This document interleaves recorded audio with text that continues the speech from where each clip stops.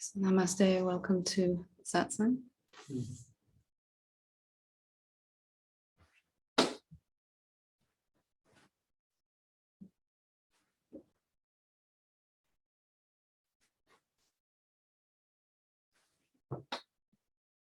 Just checking everyone can hear me okay. Give us a thumbs up. Good, good.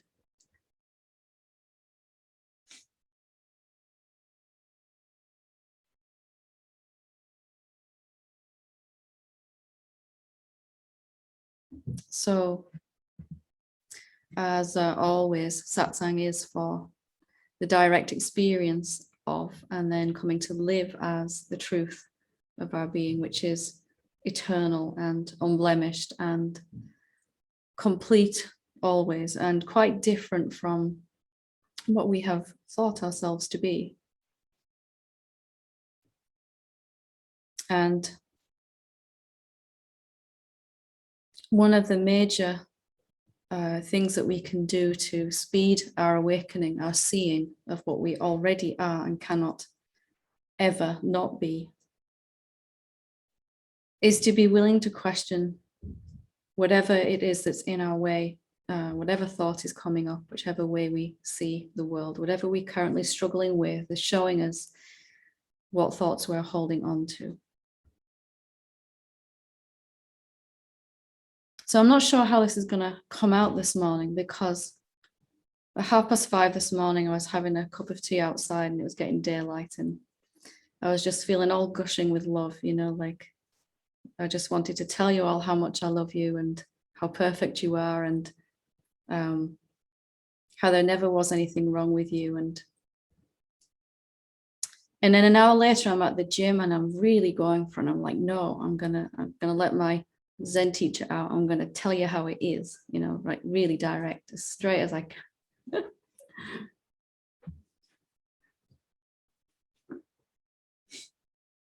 And then an hour later, I'm on the school run going, maybe it's not going to be anything like that, you know, maybe somewhere in the middle, something. So we'll see how it comes out today. We'll just see what happens.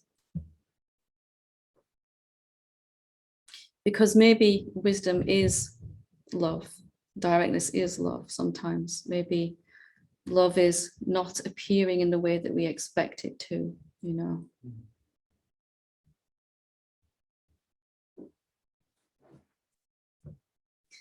And to that end, I would like to invite you to consider the quick way out of suffering. The quick way is perhaps the way that nobody wants to do for quite some time, but the rest of the world is still very much, our normal way of thinking is very much unchallenged as a human race as a whole.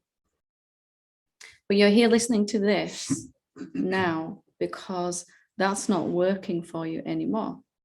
That paradigm of what you thought yourself to be, what you thought the world is, what you think everyone else is, everything else is not adequate anymore. It's not sufficient to navigate the rest of your life. So the quickest way out of suffering then is to accept that nothing at all is as we are thought it to be. Nothing at all.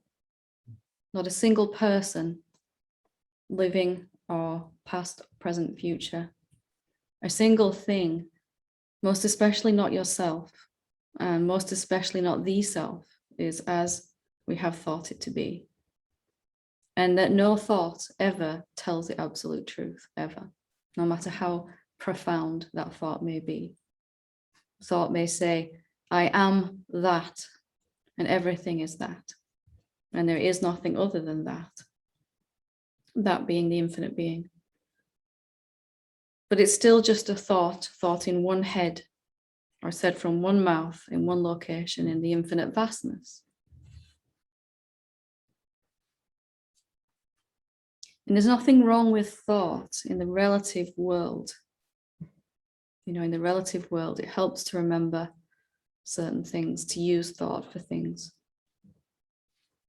If you want the quick way out and into the awakened state, it is to be completely willing to accept everything you've ever thought about anyone or anything ever, and ever could think about anything ever, including yourself, most of all yourself, is utterly, utterly wrong. Utterly. And that goes for the good thoughts too, right? I'm sure I'm going to get something out of this satsang today. I'm sure I'm going to be further ahead when I leave this room or this meeting than when I came in.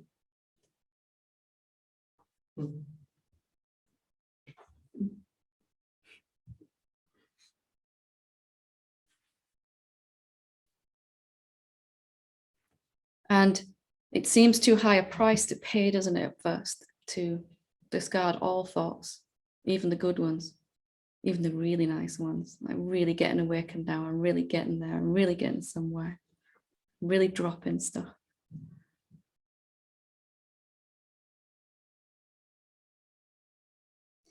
And even the thought that it's going to take a while to develop that willingness to drop all thoughts. And when I say drop thoughts, I don't mean get rid of them. I mean drop your reference point as thought. What happens when you have no reference point for your life? And most especially no reference point for your awakening. What if you have no idea right now how awakened or not you actually are, or anyone else? What if you decide right now that no measure of progress is ever going to be true? Is that depressing? Is that like, oh my goodness, why are we here then? What is the point of sitting listening to this? Or is it freedom? Probably there's a little both going on, right? I really finally feel like I'm getting somewhere, and now I've got to throw that out as well, you know?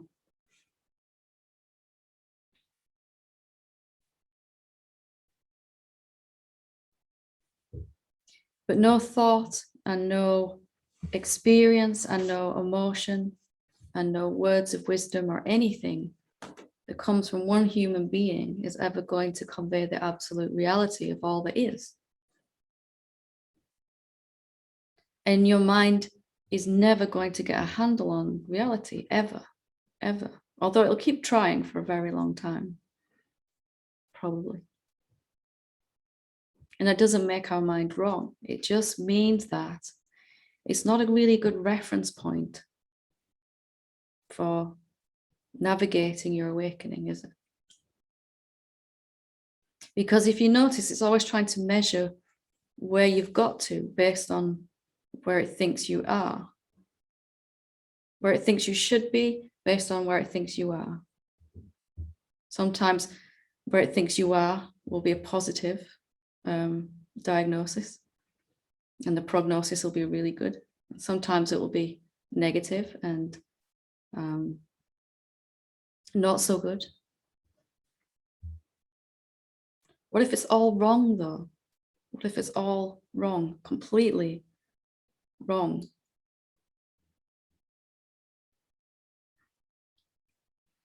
My mind says, yes, but, you know, yes, but.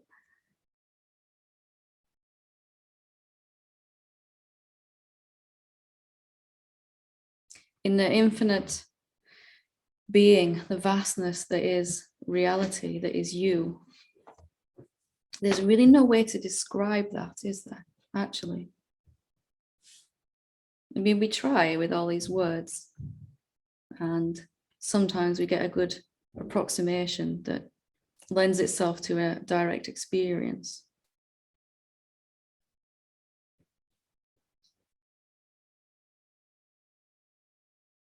But if you really get that you can never actually handle it in thought, reality, something will let go. Something will let go of referencing the mind first and foremost. And then there's a experiencing directly of what everything is rather than thinking about it first and experiencing it after. in actuality.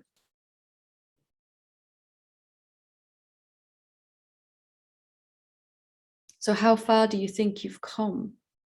And how far do you think you have to go?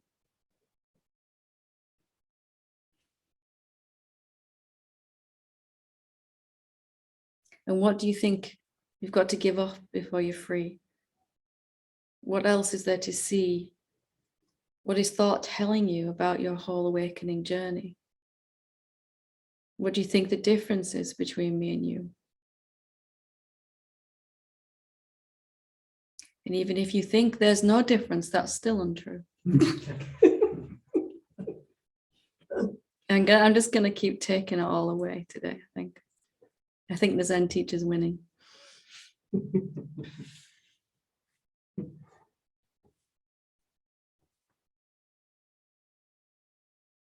And it's terrifying at first, at least it was to me, to have no reference point at all in my awakening.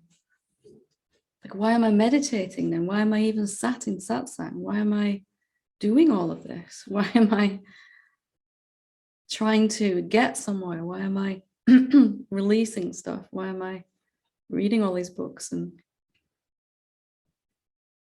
if it's not going to get me anywhere at all, why am I doing it? And maybe it's all just to get to a point of willingness where we're willing to not reference anything at all.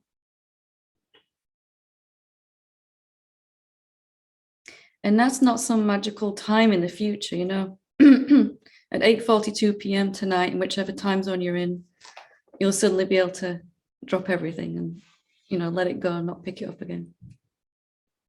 That is in every moment coming forward from this point, I'm going to be a little bit more willing to be without any reference point at all.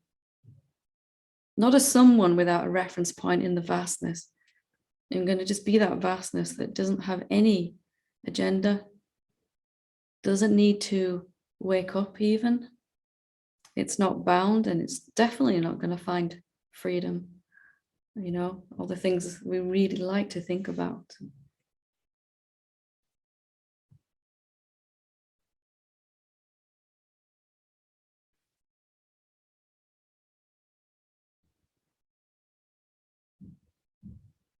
Let's try and emphasize now, if you want to, what's it like to know nothing about yourself or the world or the self, the noumenon, the silence. To not know whether you are it or you're not it. To not know whether you've reached it or you haven't, whether you're worthy of it or not. To not know whether you're further ahead this week in your awakening than you were last week.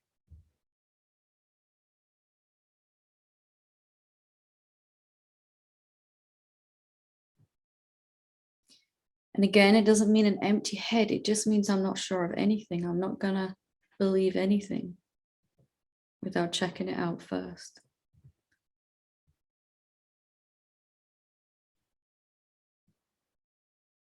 Because something beautiful happens when you have that attitude of, you know, just no reference point, no GPS, no destination, no journey.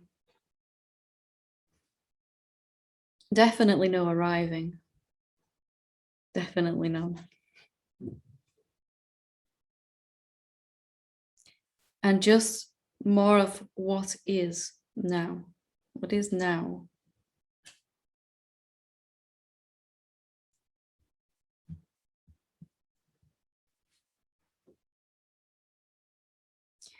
And, you know, as you have no reference point, something inside maybe flailing around saying, yes, I need a purpose. I need a meaning for my existence. I need something to head towards. Something it really won't like having no reference point.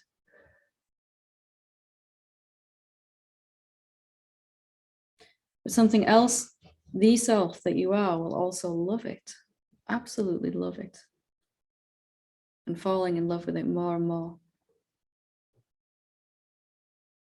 Life without an agenda, life without a purpose, life without a reason To the mind, that sounds terrible, doesn't it? Even the greatest purpose of all, awakening to the truth, self-realization, enlightenment, whatever we want to call it. Just life, actually, existence. That's all.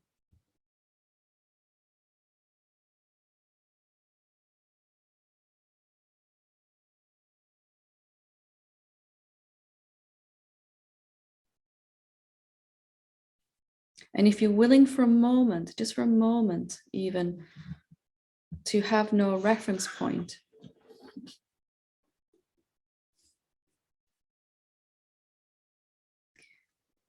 then freedom is already here.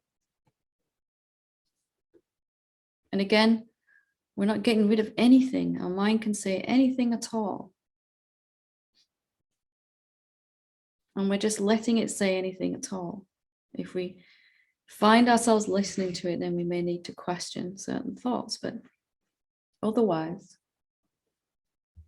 being that vastness in which mind is just talking about whatever it's talking about. Talking to an imaginary entity about imaginary progress on an imaginary journey, or lack of imaginary progress on an imaginary journey.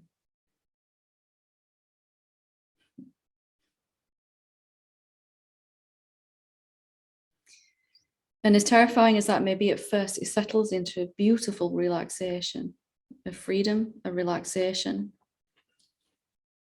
an unburdening of everything that we think we have to do before we reach perfection, whatever that is.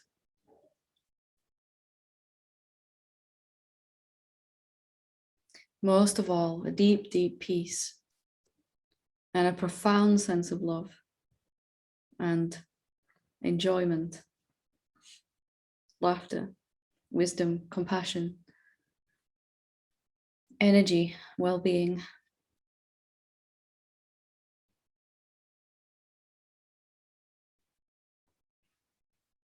And you can have that right now if you have no reference point.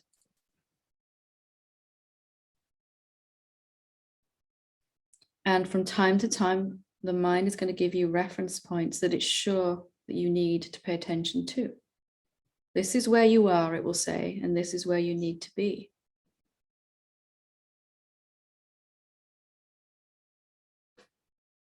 Awakening is over here somewhere, and you're over here. Our worthiness is over there, and you're over here, you know.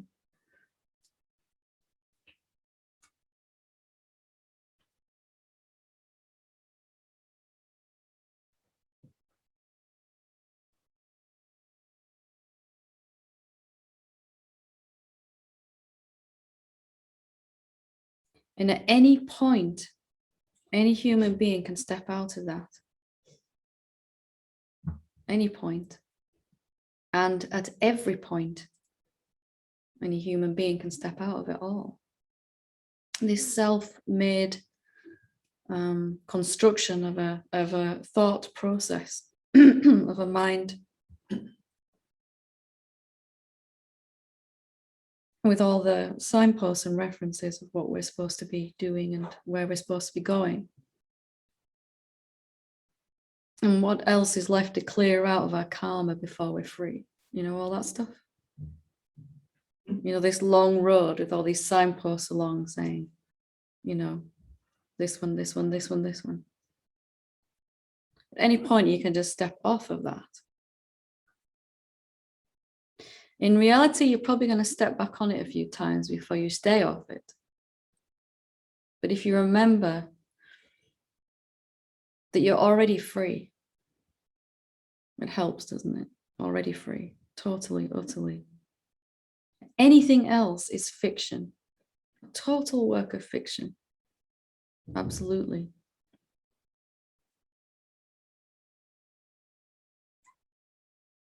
And this isn't going to solve your problems, and it isn't going to transcend your karma, and it isn't going to help you wake up. But those things will happen with no reference point anyway. They'll just disappear. And you'll find freedom is already here and has always been. It isn't really something that we need to chase. The awakening isn't the next carrot that we're dangling in front of, the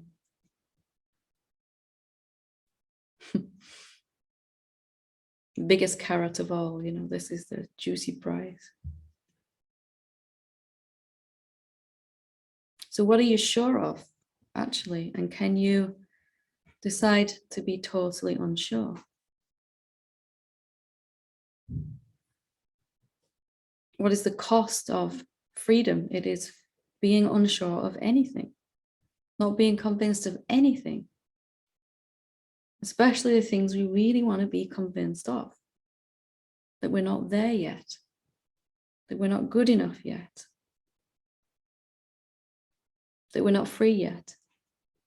Those things that we absolutely hold on to with a tenacity that is some superhuman strength.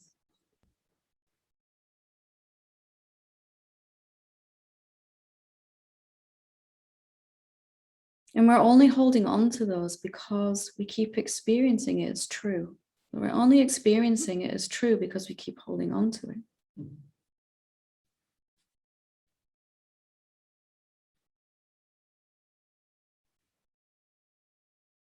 So what if it's all untrue? What if it's all utterly nonsense?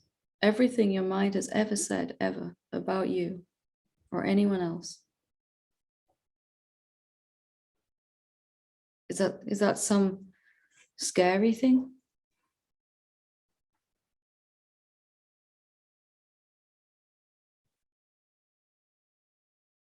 So life then becomes a process of seeing what you're sure of and then cultivating the willingness to question it until you see it's not true. And at the same time, recognizing that nothing has ever been true in the relative world of thought.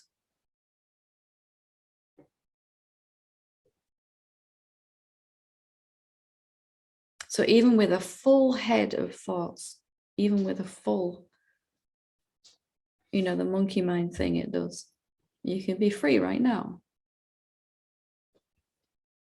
If you don't hold on to any of it.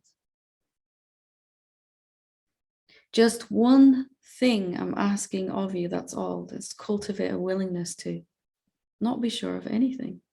See what that's like. To not know how far you have to go. Or that there is anywhere to go.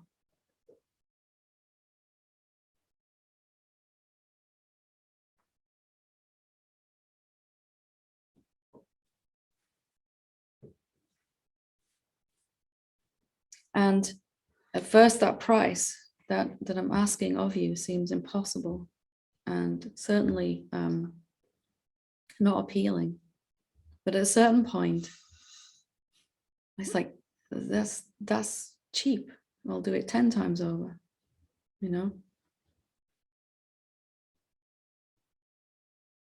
All it's going to cost me is all the things I've been sure of. Okay, done. I'll question them all. Whenever they come up, I'll just question them.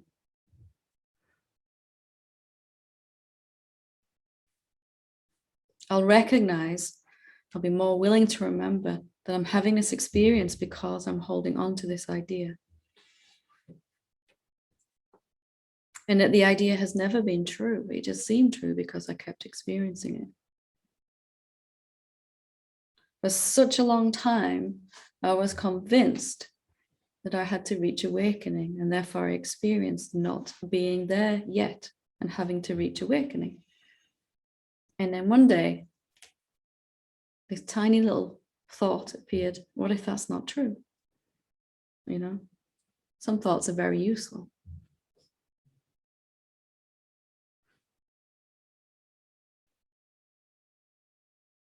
What if it's not true? My whole reference point for my whole spiritual journey, what if that's not true? That I am starting from here And I want to be here where the peace, love, and joy is. And the abundance and all of that.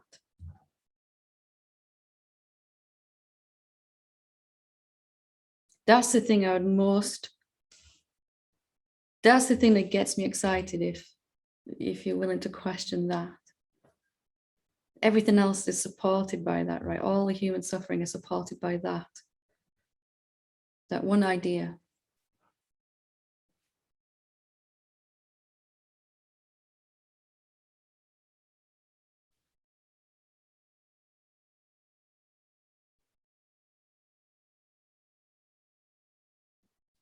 You know, it's funny, yesterday we were driving and we followed the sat nav to go to somewhere, and it suggested that we go somewhere 10 miles out of the way. We ended up going the right way around and coming back again. And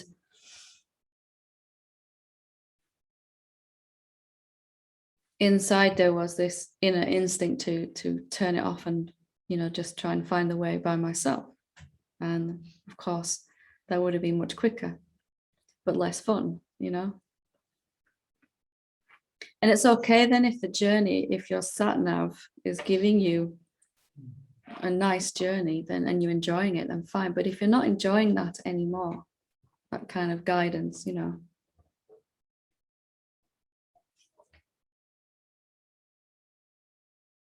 just as often as you can, have no reference point. And when you find that you've really got a reference point, and you'll know because you'll feel terrible, absolutely terrible. It's easy to spot when you have a reference point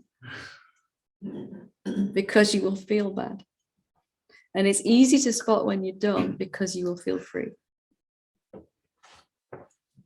Okay, I'm feeling bad in some way. I must be sure of something. And it'll become clear what that is, right? What I'm convinced of right now is making me feel this way. Nothing to do with what's going on out there, actually. It's all what I'm sure of in here.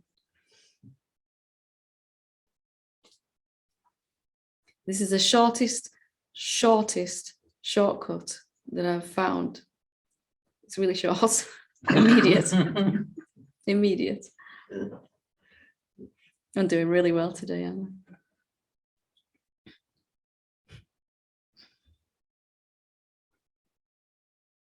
And you'll find it's just not so terrifying after all. It's actually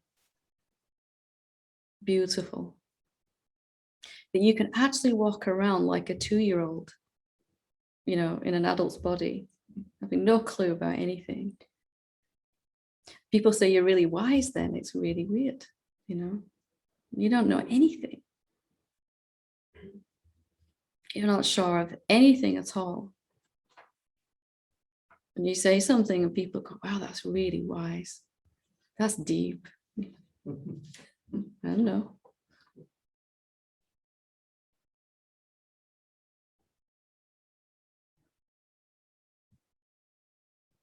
So are you willing to pay that price? All reference points. Nodding.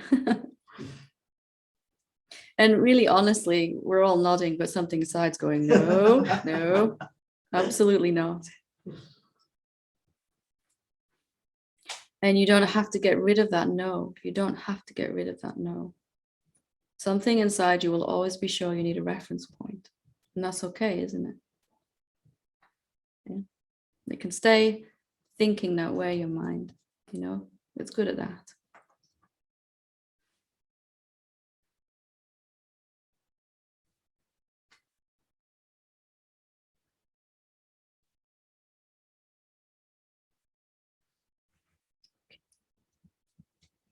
Let me see if I can go through a couple of these questions here. And then I will open it up for questions. Namaste, Helen. All of your satsangs are a huge blessing to me. I am still stuck on what really my questions should be in regards to losing my body fat and be healthy. If there is no lack in awareness, Why am I always feeling hungry, lethargic, and overweight? Please help. I'm still really stuck on what my questions should be. So there is no lack of awareness, as you've said here. But that awareness, your ability to reflect and feel and experience that awareness, is going to be diminished by what you're sure of, what you're holding on to. So I'm going to ask you to look at how you think and feel about your body in this situation. Not 10 years ago, but now. How do you feel about your body now? If you stood in front of the mirror, what would the thoughts be about your body? And how do you feel about food? You know, is food, when you're choosing something to eat, is it a horrible task? Is there something that, you know, is it the lesser of all the evils? Is whatever you eat, is that going to make you put weight on? How do you think about food? Because if you're putting something in your body and you're putting something in your body with the idea that this is going to be bad for me, can you imagine what that's going to do inside your body with that conviction? And if you're working out in the gym and you have this conviction that no matter what you do, you're never going to get to where you want to be, what's that going to do? Working hard in the gym, being sure that in the energy field that you're never going to get what you want, in a very negative energy field. So what are you sure of about your body, about your diet, about food, about exercise, about, you know, because when I really looked at this myself, I really didn't like my body at all. Through no fault of its own, it had to reflect back to me what I was sure of, that my body was awful. It was this conviction. And then food that I ate just made me put weight on. And it was a horrible choice, you know. I was sure that food was almost the enemy somehow inside. Had to change all of this. What if the food and your body and everything and exercise is just kind of neutral? And it's really what we're thinking about it that's determining the outcome.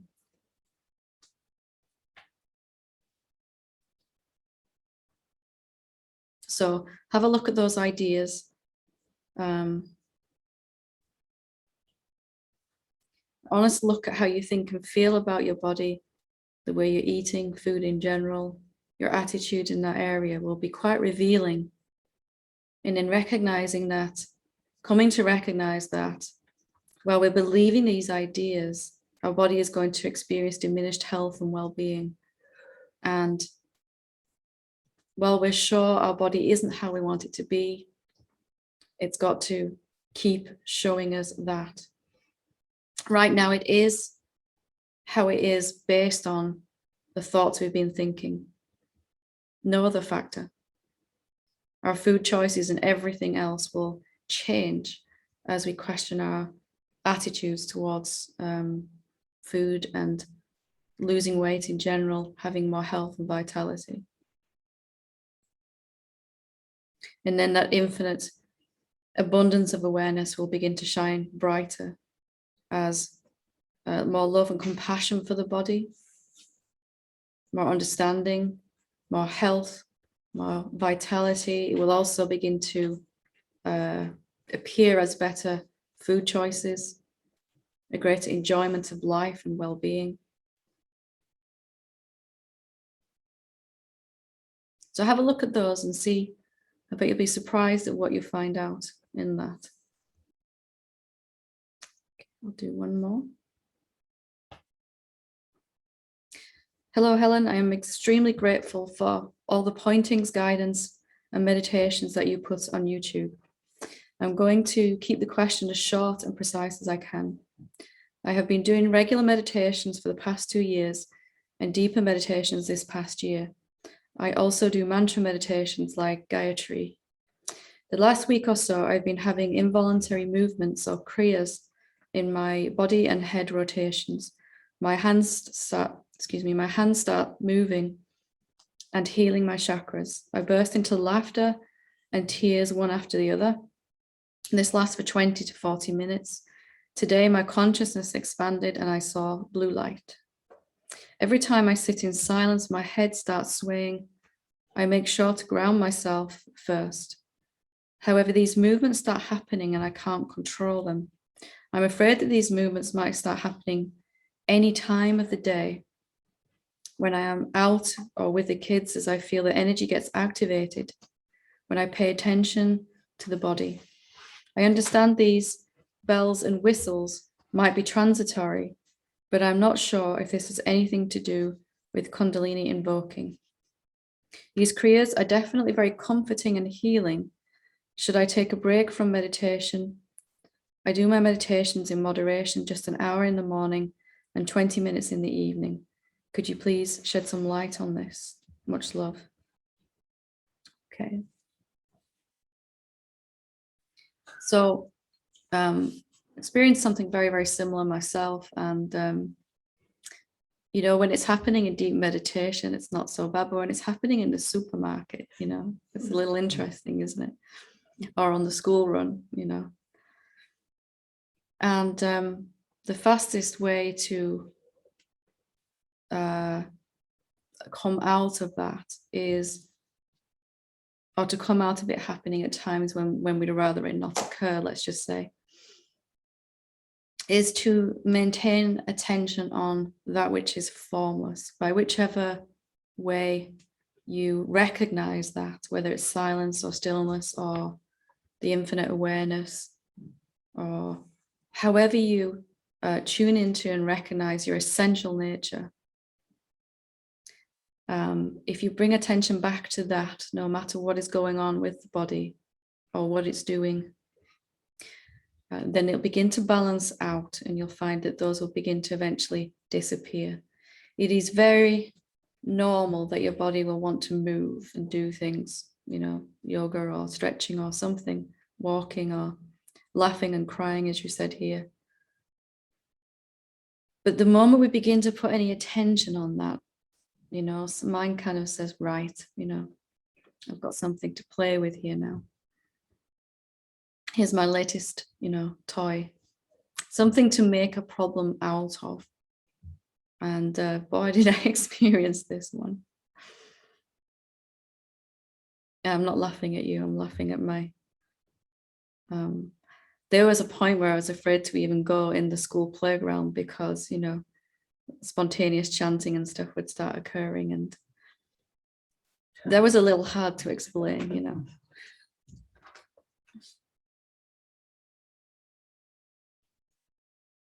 But that was happening because my attention was focused upon it. And there was a lot of, I was certain that it was going to happen at times. That's what I was sure of, that I couldn't control it, that it was outside of my purview and all of that. And the only way out of that is to bring attention back to the stillness as much as you can. And then your body is beautifully equipped to release what it needs to release in the minimum amount of time. And you'll find that most of these things will fall away anyway on their own then, rather than it being something that our mind is using to make a problem out of. You know, because my mind made a problem out of this. It made a problem out of having too much bliss, feeling too much peace. That was a problem too. You know, not being able to open my eyes after a deep meditation. You name it, I could give you a whole long list of awakened beings' problems that my mind tried to sell me in that way. I'm sure you've all had many of them, if not all of them. So just bringing attention back to what is real is going to give you the clarity and allow everything to right itself. Even this problem. Your body is so intelligent, it can handle this by itself. So you're just getting out of the way of that process and not giving mind anything to play with here. Okay. So if we have any questions in the room or online, I'd invite you to raise your hand if you want to. or anything you would like to share or ask?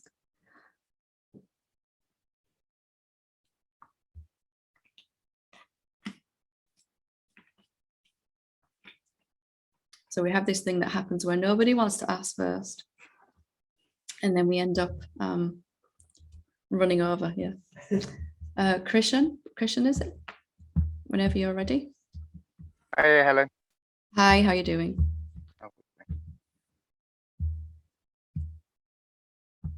Yeah, I bought your book, Dissolving the Ego. Okay. And I'm finding it very, very helpful in some cases. Good. So, yeah, it was the word that you use. You substituted God with, is it noumenon? Mm-hmm. And I was just thinking about like terms we use for the infinite, the indescribable. And I don't think I have any issue with God, because I know that God is loaded with connotation. But I also found when the word noumenon, for example, Yeah. that the ego can be seduced by like these new age type terms as well. The noumenon is something that the ego could be seduced by, and It'll use anything, right? When it's harmful, it'll find any reason. Yeah. So, yeah, exactly. So when people talk about the indescribable, you know, I just feel like sometimes you're in danger of bolstering the ego by using words to, you know, the ego can be seduced by words. I guess I'm not falling into that trap as well. Yeah, that's why I try to use as many words as possible, really. You know, to as many names to describe the nameless, you know, so we don't get fixed on any of them. You know, and if the word God doesn't have any negative vibration for you, then have at it, you know, that's fine. It's really what works for us. And I've used the word noumenon in the book only because for me, it didn't have any previous baggage. That was all. It had no reference point attached to it, as we've been talking about today. But whatever word that is for you that works that way, then that's absolutely fine. Yeah, that's it.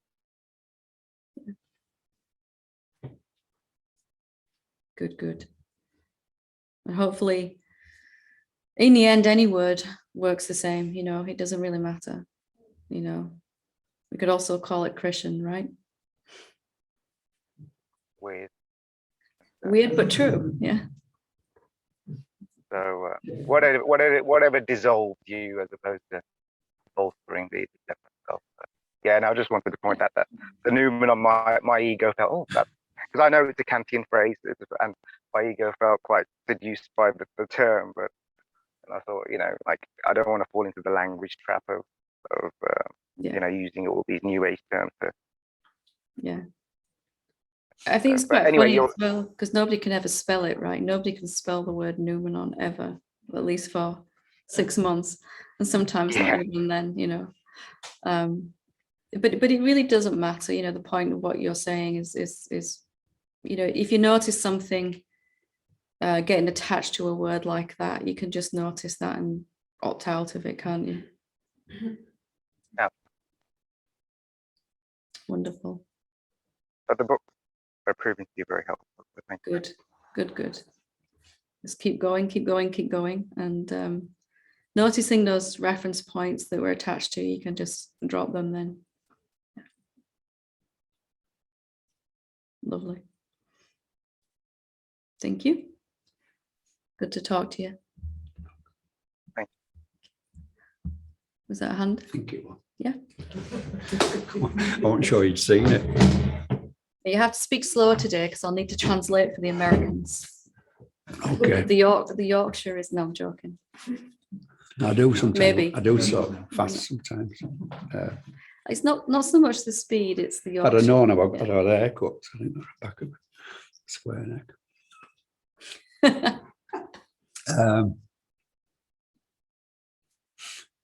Of late, over the last few weeks, I've been running rough.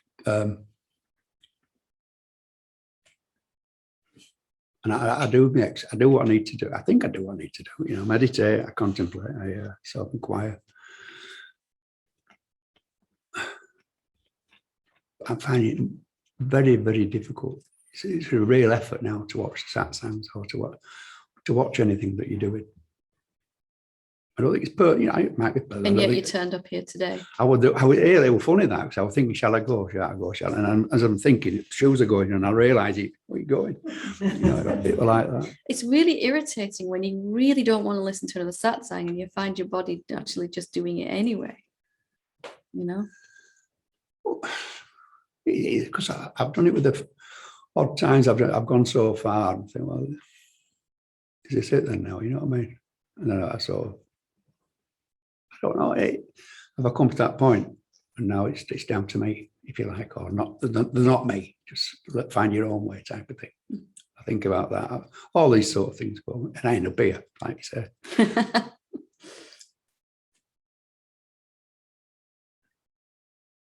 I don't know. I just sort of share it.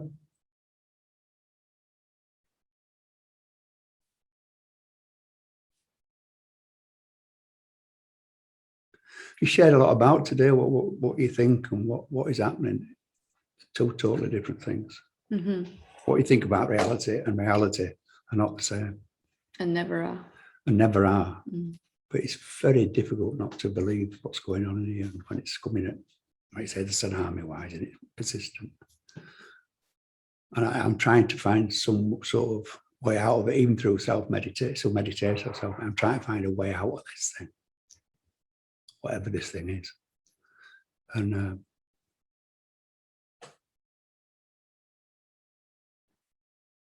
so I probably think I'm missing something. There's something you're missing here, Steve.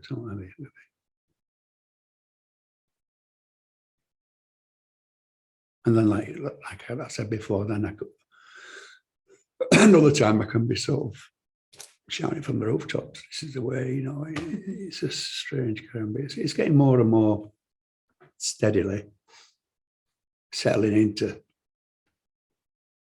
something in the middle of those two extremes. Yeah. Mm-hmm.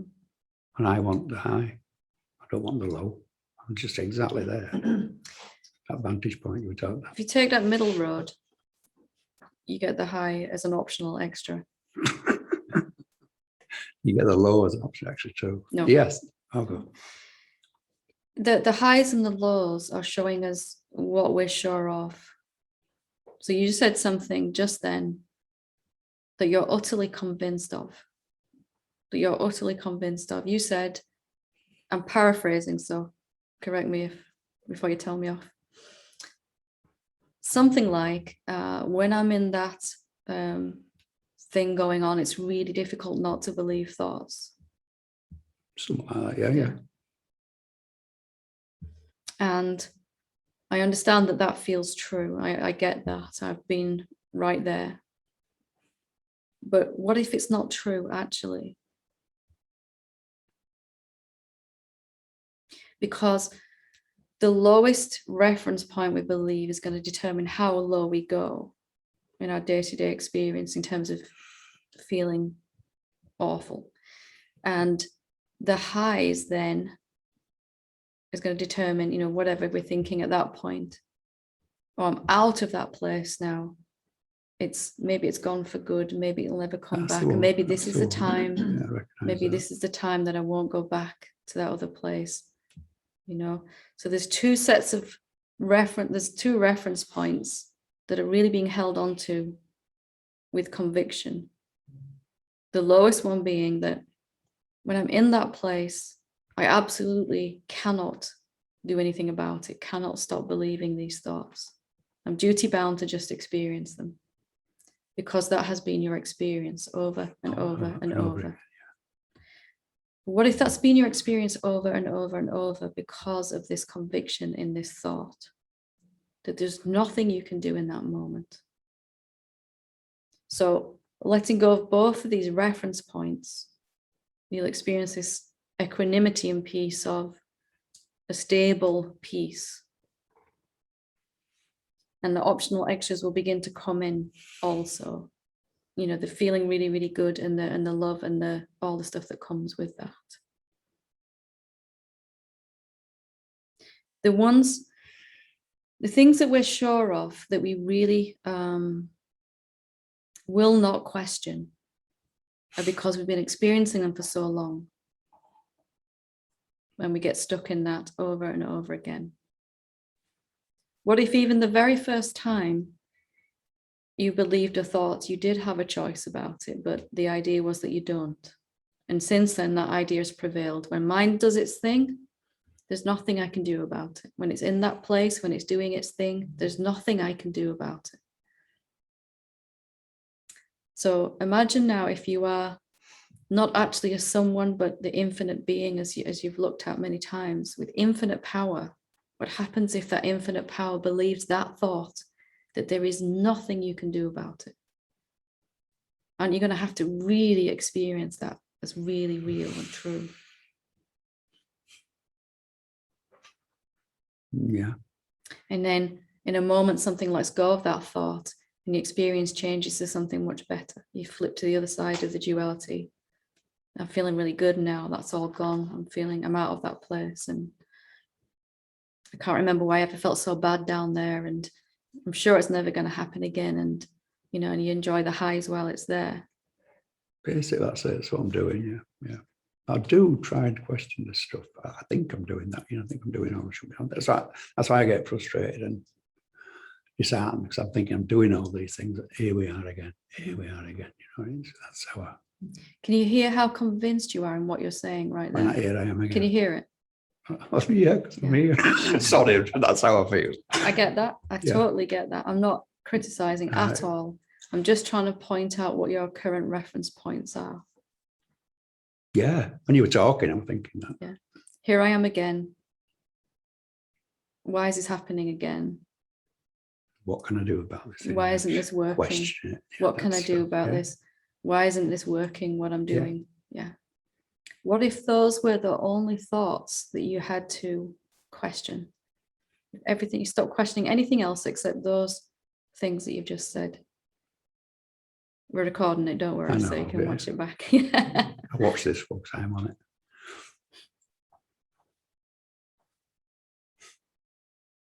it. Those are the things that we are utterly convinced of, right? We've let go of pretty much everything else about ourselves. But these last few things we are so sure of because we've been experiencing them forever. And in a much more concentrated way on the pathway. If you look at any sort of average human being's life, they'll have some times where they feel good and there's some times where they feel bad. Yeah. If you look at a spiritual seeker's life, they'll feel really, really good sometimes and really, really bad other times based on what they're believing. Yeah. Yeah. And it's much more extreme, sort of average, when we're not on the pathway, we're doing this, but here we're doing this. Really, really good and then really, really bad. That's been my life, all my life. Mm-hmm. Up and down, up, really great, bulletproof, down. What if none of that is true? That's what's a, yeah. Well, I don't all of the stuff. ideas and in that place. I'm bulletproof now. I'm out of it. I'm free. Never going to go back. Are you willing to part with those as well? I look at that. Because whichever one we're holding on to, whether it's a negative, I can't do anything about this, I'm never going to get free, why isn't this working, why am I not good enough, why am I the only one that's not getting it, on and on and on. So, Sure. And the other side of that coin, I've done something, I've realized something, I'm out of it, I'm free, I'm really getting somewhere now. If you're holding on to any of that, you have to keep going around and round. Both sides of that just set you up for the next cycle. At the moment, I don't think I'm getting anything anymore. That's a bit of a down. I don't seem to get epiphanies anymore. It's just steady. So have a look at the lower ones again. The sense, to me, what you said is pivotal. If I was in your position right now, I would spend all my time and energy that I had looking at this assumption that there's nothing I can do in that moment when my mind is saying something and I have to believe it. I have to listen. Right. I would spend as much time and energy as I could looking at that. Just to clarify, when you say there's nothing I can do, I mean, I think, well, there's nothing I can do, but you can question it. Is that what you say? You can't do anything against it at all. You can just question it. Like, What if that's not true? if that's not true? Okay, What if that's not true? You know, what if it's never been true? Playing with that a little bit. What if any moment I can step out of that? But I've been kind of magnetically drawing my mind to me by this, believing this thought that there's nothing I can do about it, that I just have to go through it. I have to listen to it. That, in a sense, that will be trying to accept it without fighting it. And that's useful on a certain stage, isn't it? But now we're recognizing that that's not true without rejecting mind, without saying it's bad. It's just not true that it has any power over us. Right. And if your experience is different than that, then that's pointing to what we're convinced of. Mm-hmm. I can see that. That give you something to work with? Yeah. Good. Thank you. Wonderful. Any more questions or? Yep. I think this maybe follows on from Steve, but it's like there's a ping on waking and then this to-do list. And is that exactly the same then? Do you don't believe the to-do list? That's often it's practical things, but they're just one after the other and then the body follows. What? So they're not true either? Yep, nothing's true. But there are helpful thoughts, you know, so it might be that there's some helpful thoughts coming up. Okay, this is a good way around to, I've got to do these things throughout my day today. This is what needs to be done. If that's happening obsessively, then perhaps that's something to look at in that, you know. Usually it's some kind of defense mechanism against some deepening that's happening. I'm getting a bit too close to silence here. Let me drum up some, you know, mind says, let me drum up something, you know, some problem to deal with and distract myself. Is it more of the obsessive nature? Is it kind of just going on and on and on every morning? Or is it just? Yeah. Well, there are practical things, but they almost could flow without the thought. Yeah. Because some could happen automatically anyway. Yeah. But yeah, it's like there's a habit there then. And they're always happening automatically anyway, Yeah. no matter what mind says. But there's a listening to them. Yeah. And they become quite juicy and it's these. So why is there a listening then? Let's look at that. Why is there an interest in what it's saying? Mm-hmm. So what is, if I don't listen to this massive to-do list, what's going to happen? What does that bring up inside? There'd be some idea that I'm going to forget something. I'm going to get it wrong. I'm going to mess something up. I'm going to, or whatever thought process is coming up there. So they can be quite handy distractions. Oh yeah, definitely. Especially if you've just had some deepening, like you have. Something's going to raise its head to go, yeah, but no, we don't want to actually wake up. You know, we're getting a bit dangerously close now to freedom. You know, which of course you want, but something inside's going, nope. Okay, so you would do the same thing as in these don't need to be believed, or it's like, treat it as like another reflection. My mind is getting busy and I feel I need to pay attention to it because whatever the because is the belief that's, if I don't listen to it, I will, you know. It's just a general knee-jerk response to a deepening of recognizing your infinite nature more. Something still wants to be somebody, a really busy somebody, you know. And sometimes that comes with an influx of energy because you've had this deepening. There's more life force flowing anyway, so it kind of gives mind a jump start, you know.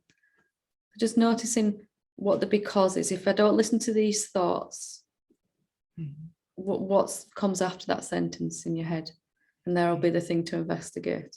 Okay. Yeah. Brilliant.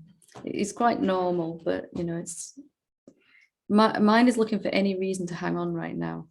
Yeah, and it's like getting faster and faster. Yeah. And so it'll pick up things from your day. Well, if you know, you've got to remember all this stuff, you can't really afford to let go because you've got all this stuff going on that you need to, you know, so it's looking for some way to get your attention and like that, isn't it?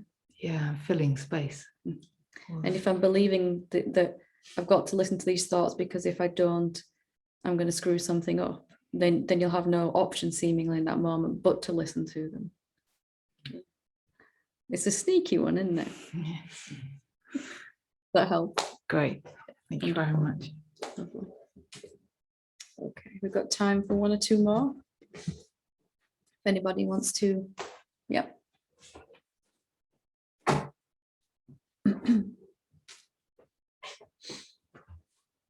Don't worry, it's fine.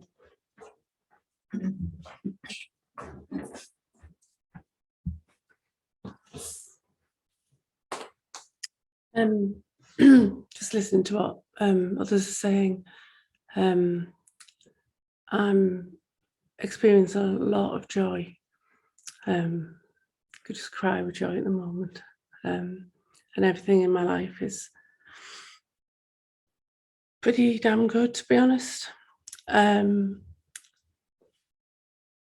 not a lot has changed, and I can see that. You mean not a lot's changed on the outside? Yeah, on the outside, yeah. Some things have Still some stuff going on that you would like to be different. Yeah, but- and also a lot of things are coming to me now that I've been dreaming of for a long time, and but overall, not a lot on the outside has needed to change. I just hadn't been recognising the joy. Yeah. As someone pointed out to me. I wonder who that was. I just wanted to know. I wanted to ask, why couldn't I recognise it before? Why couldn't I enjoy it before? Because, like I said, there's not a huge amount that's changed, and there's still, like you said, things that I could do with ironing out a little bit, but they don't impact now. So why am I feeling amazing now, and before it was all there and I just wasn't really seeing it? Why do you think it is? Oh, I'm supposed to do that. I'm supposed to give you an answer, right? I'm going to make you work a little harder. Thank you. Gosh, I think What has changed for you that you're feeling so much better? I would say attitude in a way, not in a teenager attitude, but I'm able to, something comes up that doesn't feel great, just accept that as it is rather than resist it.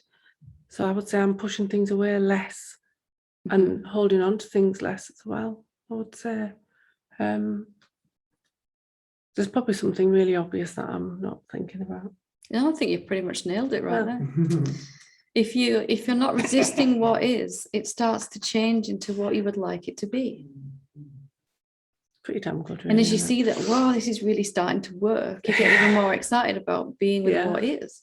Yeah. And then it starts to look even more like you want it to be. I And think it just gets really clear that pushing against this moment has never gotten me what I want. Yeah. Ever. Yeah. Not once. I think that's it, because there was a time when you pointed out that I wasn't, not that I wasn't allowing it, but I wasn't seeing the joy. I was seeing the negative stuff more than the very positive. And There's a focus on what is, but not in an allowing way. It's a focus on what is and looking for, seeing it as a process. Here's where it is and here's where it needs to be. Yeah. Instead of, okay, this is where it is in this continuous unfolding that's just never going to stop getting better. Yeah. And when you get that bit, you can relax and allow what is to be. Yeah. And it felt very much for me that the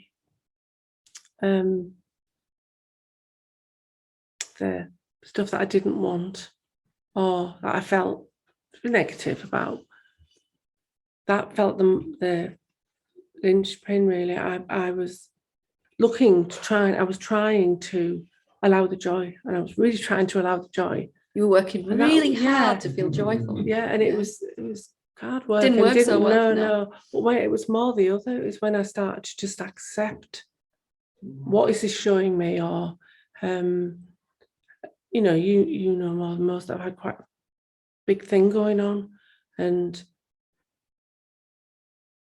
gosh, it's emotional here. And it was allowing the this is how it is, and it was more working on accepting the negative, that I just allowed the joy in. It wasn't trying to allow the joy in Because if you look at why you don't accept, or any of us don't accept anything negative in our life, it's because there's some idea in there somewhere that if I push against this, it will change. Yeah. And life unfailingly proves that to be utterly untrue, doesn't it? It never ever says, actually, I'll let you do that for once and it'll work. Yeah, and there can be that niggle when you have to, you know, when something annoys you about someone, and you have to you have to say, well, so any one random person, any random person, any person. random person, not my husband sat in the room, and you just have to, you know, there's that moment where you have to think, oh, that's me, that's within me, it's nothing to do with what they're doing. But that all irons out. It all irons out. If there's a beautiful picture being painted and you can't tell what it is yet because it's just painting itself in front of you, and you're standing there, hurry up, hurry up, hurry up, hurry up, instead of just kind of, I wonder what this is going to be. Yeah. It's just a totally different way, Yeah. isn't it? It's good, joking apart, because now something will come up in any situation, or most situations, you know, there's certain things I do that, oh, and then I buy into it for a moment, but things resolve so easily now, and you know, like I said, joking apart, we'll end up really laughing about something that probably would have lasted for days, you know. Yeah, I was just sat there nearly crying with joy, thinking, what is so different? But it's just not. I'll give you the answer against. now if you want. All right. Oh, no. No, don't worry. You've done it really well in that. It's just, for me, that something just switched inside when I really understood that nothing I push against is ever going to go away, ever. Absolutely. You know, and that everything I want, and only everything I want, including awakening, is going to come immediately as soon as I stop pushing against. Yeah, I had a moment yesterday where I thought, this is going to stop me from doing this that I really wanted to do, and I just thought, hang on a minute, let's just see how this works out. And it just worked out perfectly, and I still ended up doing this, and I really enjoyed it. And it's the way we're looking at the situation that is the pushing against, the thoughts that seem to make sense, that is the pushing against, isn't it? Very subtle. Thank you. Thanks for pushing me to do it. We'll go to Shaista, and then we'll take Ian as the last one. Yeah. So whenever you're ready. Yeah. Hello, hi. How are you, Helen? I'm very good, thank you. How are you? Yes, good. Just a quick one. I know I've asked this before, but That's okay. it just still is not making sense to me. So this meditation we did last time, and you said, you know, the formless and form are one, and we were looking outside and looking at, you know, whatever objects are outside, and the form they're appearing, and the formlessness around them. So that's one. And then you said that, you know, then inside is the same. So you have you are this formless being, and then there are thoughts, feelings, emotions are appearing as forms. Now, when I look outside and I see the buildings and other objects, and they're appearing in this space, so is that physical space outside, is it the same as you're saying? Is that the aware presence inside, or that is just an example you're giving, outside one? It's absolutely the same, isn't it? It doesn't feel the same at first, but it must be. If what you are is infinite and everywhere, then it must be the same. Yeah, it must be the same from that angle.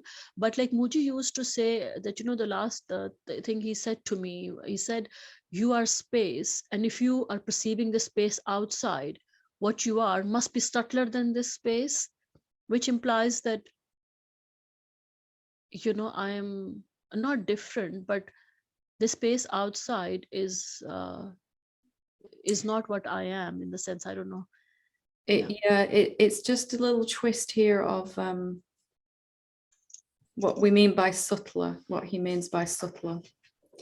And without trying to explain other teachings and teachers. Yeah.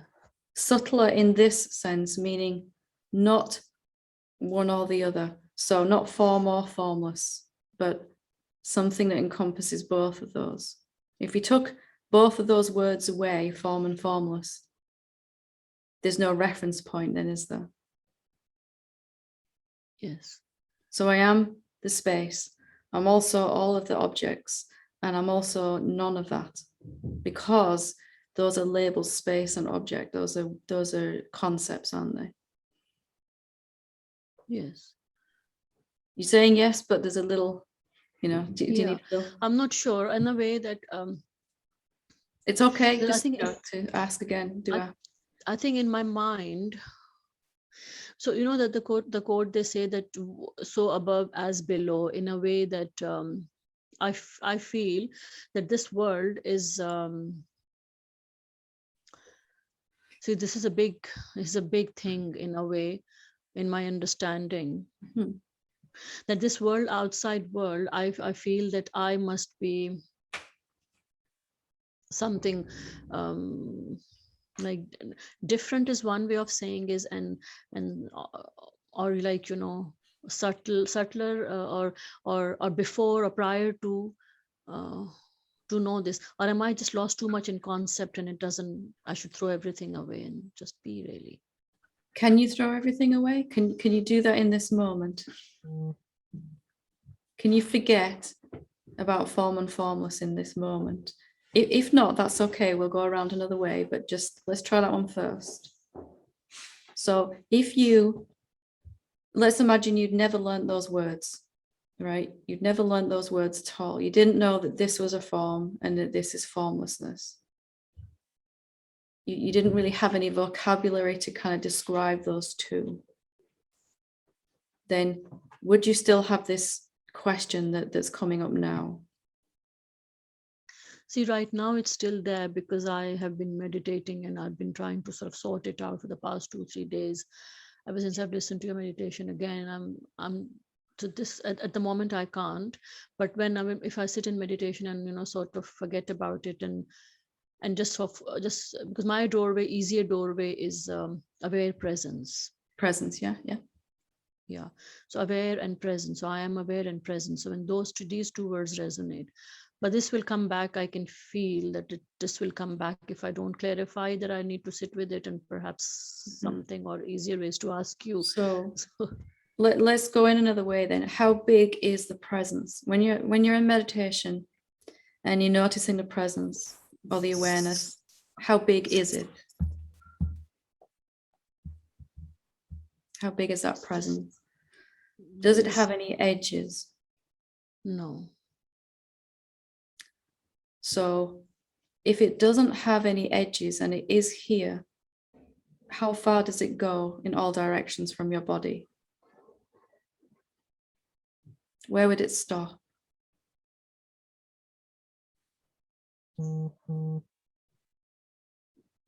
Yeah, this way there's no answer, really. It doesn't stop or start, or again, It doesn't. but It doesn't stop. So what I'm pointing to here is, I know the presence is here because I notice it when I meditate. And then I open my eyes again, and there's a concept appears that there's something different than that presence. Can you see that sense inside? There's something different than the presence. Some forms or subtle forms or myself or whatever I think is different than that. But if I can prove to myself in my own experience that it doesn't actually stop anywhere, it is here, and it doesn't have any edges because it doesn't have any shape. It goes on forever. And in fact, even the concept of forever means nothing in that, because it's infinite.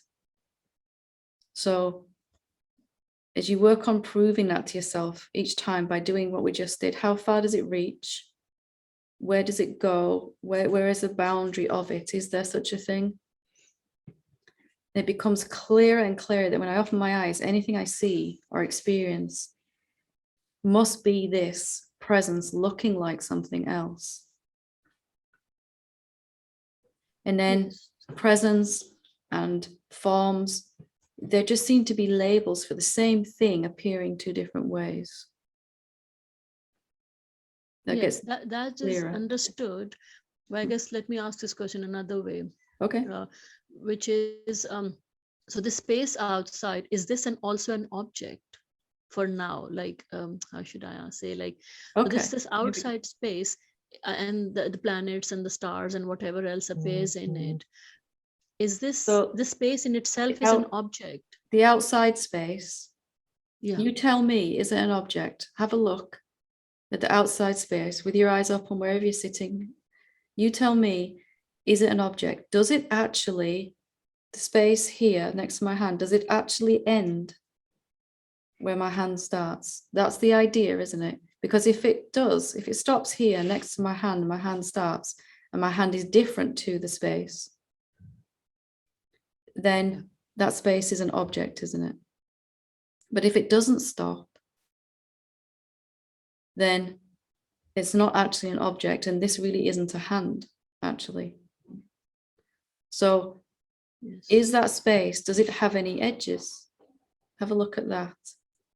It seems like it does, but just for a moment, just look at the space. Just look at the space itself and tell me if it comes, where does it stop?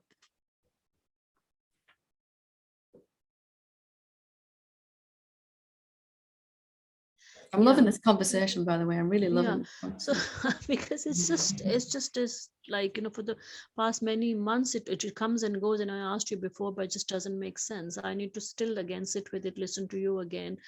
Another way I'm gonna ask, like, you know, you gave an example in the second one when you, or in the first, you know, this dissolving the ego cause. So you say, okay, this is a bowl, and you put another bowl in it, and you say, okay, the water, this is the same, as well as the glass in itself is also the same.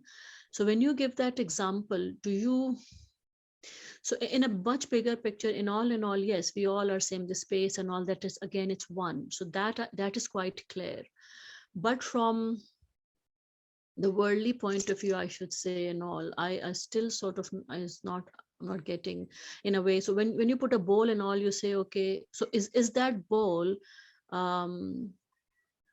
does it relate to this what we are discussing, or no, that's a completely different example you're giving? Slightly different what I was trying to convey with that, but let me ask you a question that's very direct. And it's not something you have to answer right now, but something that'll help to kind of dissolve the confusion.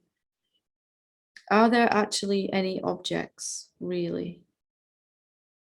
So that kind of question is going to resolve this inside. Are there really any objects, actually? You see, conceptually, I would say, you know, no, because I have understood, but I don't know Okay. that experientially. So then stay with that question. Stay with that question over the next few days, weeks. And when it's done its work, this confusion will have gone, okay? That this question that keeps coming back up will disappear. That's when you'll know when it's done its work, the question. Are there really any objects actually? This is the question going every day in my head, and then this space, and I've been doing that exercise that, you know, meditation you taught, but I'm sort of stuck there. But that's, I get you, yeah. Just it'll resolve in itself, I think, because it's so strongly coming in my face. There's no other way but to face it, so to speak. Yeah, and it's coming strongly because now there's a capability to resolve it. Because a certain level of seeing has occurred, and now you can actually resolve it. So staying with this question, and mind will say whatever it wants to say about the answer. Are there really any objects? Well, of course there isn't. You know, I know that theoretically. But what you're looking for is an experiential shift inside, where the challenge that you're currently having has just vanished. doesn't seem to make sense anymore, or you can't even remember why you asked me this question. You know, something has just gone inside. That's what you're looking for. So just reminding yourself of this question. Are there really any objects? And whatever answer comes up to that question, great. It doesn't, you know, you just keep on asking anyway. I really want to know, actually. I really want to know. I really want to know, not just hear, but I want to know. And just that wanting is going to make it come about. And you have insights and epiphanies about the answer to the question. Are there really any objects? You get deeper and deeper answers. But don't stop with the question until this particular issue has gone. Yeah.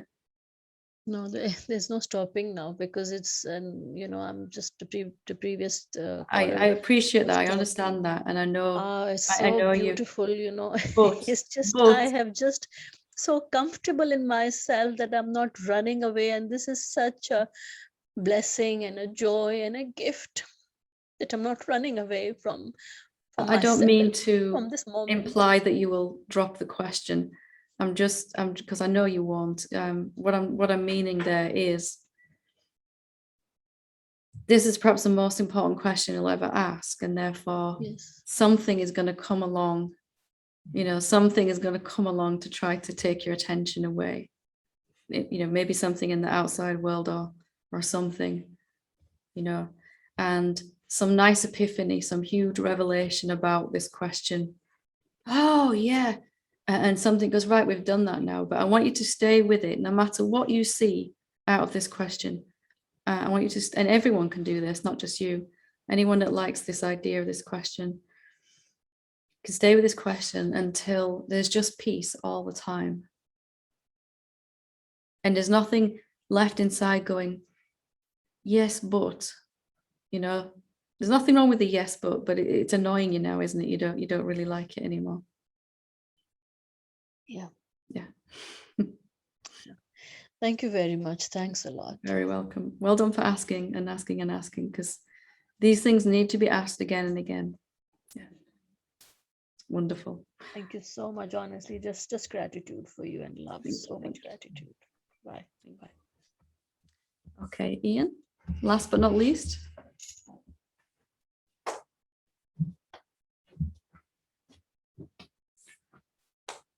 I wasn't asked this, but so I've recently been diagnosed with dyslexia, which has been quite a shock and surprise. I'm quite emotional. And at first I was just trying to deal with it in a very kind of practical level, but now I'm trying to like not bring in the spirituality, but kind of how does it fit in with that? In the sense that one of the first things I did was rule out things that you're not. So you said you're not your mind because when you're aware of your mind, and you're not your body because you're aware of your body. That's true. And also, the body is you also in the deepest thing. It is the self. The mind is the self. And the body and mind, you could say, are going to reflect or allow this light, this self to shine through. And you've just had this diagnosis where you recognize something about the way your body and mind function differently. And it's been that way forever, but you've only just found out now. So how that fits in spiritually, if that's what you're asking. It's like, it feels like I have dyslexia. But I know you've asked quite often when you say take it into meditation, does the silence have dyslexia? And the silence doesn't have dyslexia. So you're trying to find which one of these, aren't you? You're trying to find yes or a no here. Yeah. And maybe it's yes and no. Right, yeah. The silence is the silence. It's got no need for any labels or diagnosis or anything. And also the silence is appearing as this mind and body vehicle, which functions in a unique way, different to every other body and mind. We always knew that, but now you're getting clear on how it functions and why it functions the way it does with that diagnosis. So yes and no.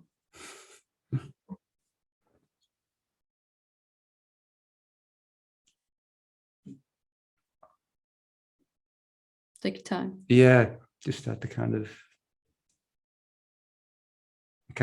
my brain just short circuit sometimes. That's okay.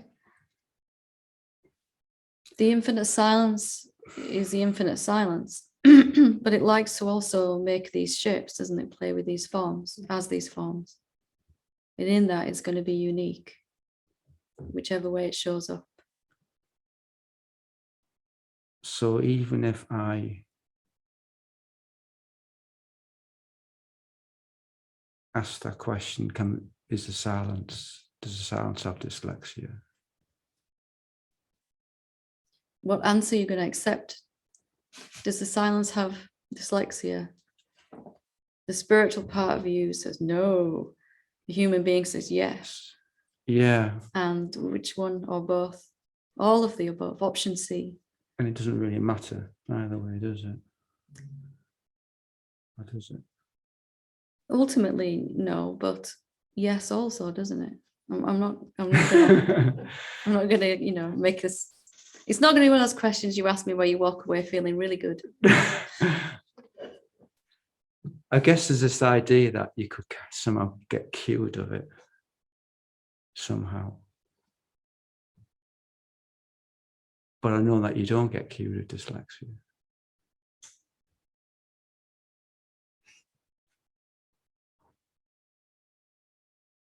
It depends, doesn't it? How you're looking at it. Speaking from my own experience and experience people very close to me, it's either a problem to be overcome, or it's a way to learn to love myself more. Yeah. And sometimes it's both of those, isn't it? Yeah. It's going to feel like both of those. Yeah. I've become a lot more accepting of the certain things how I would do things before. I guess deep down, I always made me feel that I'm failing, I was unworthy in some way, because certain things I can't do very easily. So having had this diagnosis, you're falling more in love with your mind and body, aren't you? Yeah. Beginning to understand more. Yeah. And that's why it's happened now. It's clearer now, isn't it? So that you can stop judging or judge less and love more and all of that. Yeah. And embracing that is, after the shock, of course, that this is how it's been all this time and I didn't know. After that shock has kind of settled down to some degree, there'll be a getting to know your mind and body more again, won't there? Yeah.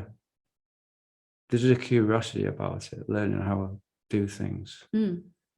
Why certain times it's like the brain just shuts down and it can't process it. It's either going to be a problem or it's going to be some way that you can fall back in love with yourself even more. Yeah. In a classical way that the world would look at it as an issue, a challenge, something to be overcome.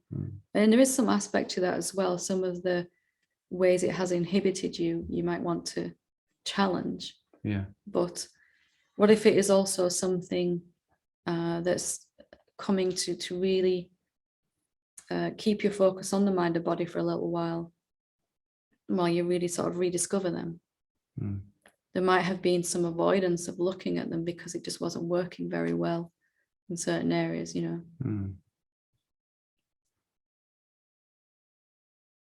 There's a yes and a no.